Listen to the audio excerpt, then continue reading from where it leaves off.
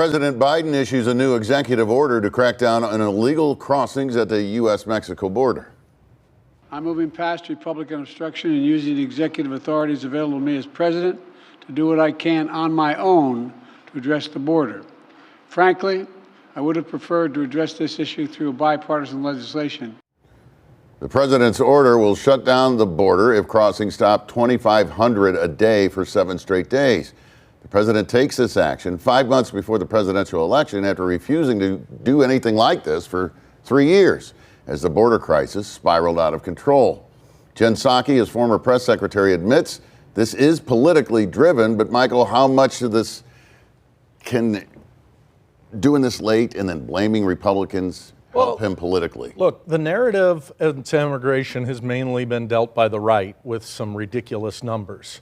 Now the left, after the Republicans rejected a true compromise, are implementing some things. So there's a pushback on that narrative. Ultimately, though, guys, my entire life we've been having this negotiation, this conversation about the border.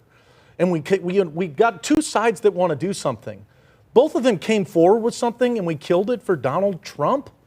This is what this election is going to be all about. Is it going to be about the good policy that exists out there, bipartisan policy that existed, or is it going to be about Donald Trump? Can what he did limit any of the damage he's opened himself up to on this issue? I think it puts the spotlight on that the Republicans want to use this as a talking piece and not as a way to solve the problem that they say exists.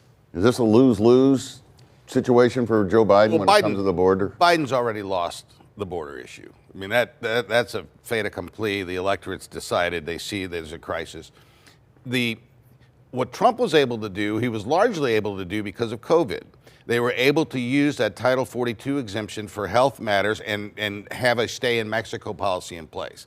The problem here with the executive order is that our laws on asylum are laws. And I think when this thing gets adjudicated through the court, they're going to determine that the president doesn't have the authority to do what he's purporting to do here. We'll see. The suits from the left, the ACLU and others, are already in the works, so we'll see what happens. But as far as the politics of it, this isn't going to help Joe Biden. The criminal trial of the president's son, Hunter, is now in full swing. Prosecutors rested their case Friday. Hunter Biden is accused of lying about his use of illegal drugs on a federal form that he filled out to buy a handgun. Key evidence in the case comes from a laptop computer that his father's Democrat allies repeatedly said in the last few years that it was likely Russian disinformation.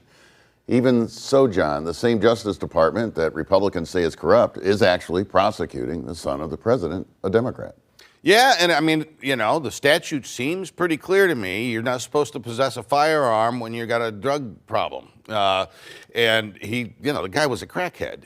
And so I don't know how he avoids prosecution here. I mean, they're hoping, I guess, that there's one sympathetic juror because the kid was obviously addicted.